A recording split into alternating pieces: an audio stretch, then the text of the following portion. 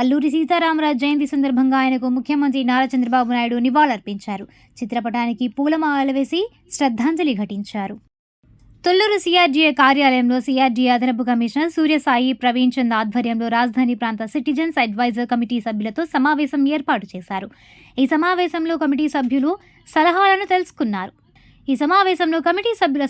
తెలుసుకున్నారు. అనంతరం రైతులు మీడియాతో మాట్లాడారు.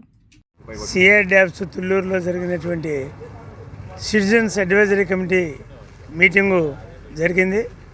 సభ్యులందరం కూడా హాజరయ్యాము.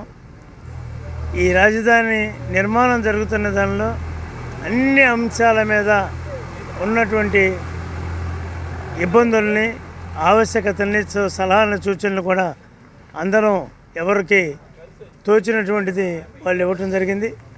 రైతుల సమస్యలు, డెవలప్మెంటల్ యాక్టివిటీస్ మీద ఎక్కువగా చర్చనీయాంశం జరగడం జరిగింది. ఇందులో రెండో ల్యాండ్ పూలింగు ఫేజ్ 2 తీసుకునేటువంటి దాని మీద కూడా, మరి ఇక్కడ జరుగుతున్నటువంటి డెవలప్మెంట్ కార్యక్రమం కూడా, దానికి దీనికి పరిస్థితి ఏంటి రేపు రాబోయే కాలంలో కానీ అది కూడా జరగడం జరిగింది.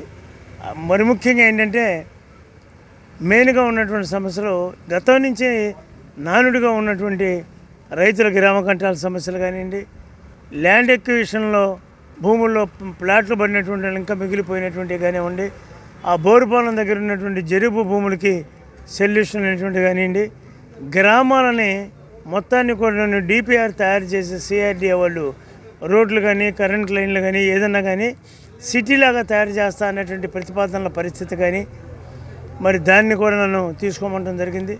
అలాగే గతంలో తోటల్లో నివాసం ఉన్నటువంటి వాళ్ళకి 4 సెంట్లు 5 సెంట్లు ఇల్లు వేసుకొని ఆ తోటలో కాపురాలు ఉంటే ఆ ఇళ్ళకి బయట ప్లాట్లు అలాట్ చేస్తా అన్నారు.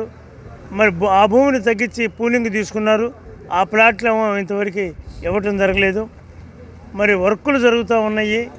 మరి మనకున్నటువంటి రైతుల ప్లాట్లో కూడా వర్షాకాలం అయింది. మరి బురద రోడ్లు వేయాలంటే పరిస్థితులు ఇబ్బందికరంగా ఉంటుందేమో, మెటీరియల్ కరెక్ట్గా ఉండేటువంటి పరిస్థితిగా చూసి చేయమని మనం చెప్పాము. సర్వేరాళ్ళు మొత్తం కూడాను లేచిపోయినాయి. బ్యాంకుల్లో రైతులకు లోన్లు ఇవ్వాలి అనేటట్టయితే ఆ సర్వేరాలను మనం ఫిక్స్ చేసి మనకు ఉన్నటువంటి ప్లాట్ని కనుక అతనికి ఆ చేలోకి వెళ్ళి ఆ ప్లాట్ని చూడటానికి అవకాశం కల్పించేటట్టయితే లోన్ ఇచ్చేదానికి సుముఖంగా ఉన్నట్టుగా బ్యాంకర్స్ చెబుతున్నారు. జై ఆంధ్రప్రదేశ్. మరి అమరావతి రాజధానిలో సిటిజన్ అడ్వైజర్ కమిటీలో మేము భాగస్వాములైనందుకు మేము సంతోషిస్తున్నాం. అట్లానే ఈరోజు చర్చించిన విషయాలు ముఖ్యంగా 29 గ్రామాల రైతులకి కౌళ్ళు ఇమీడియట్లుగా వేయమని, అట్లానే గ్రామాల్లో ఉన్న హెల్త్ సెంటర్లను, స్కూల్స్ను సిఆర్డీఏ వాళ్ళు కట్టించిన వాటిని ఓపెన్ చేయమని, అట్లానే ఎస్ఐన్ భూములు రైతులకి న్యాయం చేయమని, వాళ్ళకి ఏమన్నా పెండింగ్ ఉన్న సమస్యలను, గ్రామ కంటాలను ఇమీడియట్లుగా తేల్చమని మేము చెప్పాము.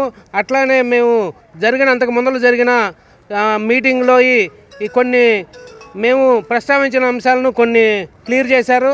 అట్లానే మరి ఈ గ్రామ కంటాల సమస్య వీలైన త్వరలో తేల్చమని మేము సూచనలు ఇచ్చాము. అట్లానే వాళ్ళు 2-3 నెలల్లో తేలుస్తూ ఉన్నారు. ఈ అమరావతి రాజధానికి ఇమీడియట్గా చట్టబద్ధత అనేది ఒకటి తీసుకురమ్మని మేము రైతులు అందరంగా కోరుకున్నాం. మరి వాళ్ళు ఇమీడియట్గా పరిశీలిస్తూ ఉన్నారు.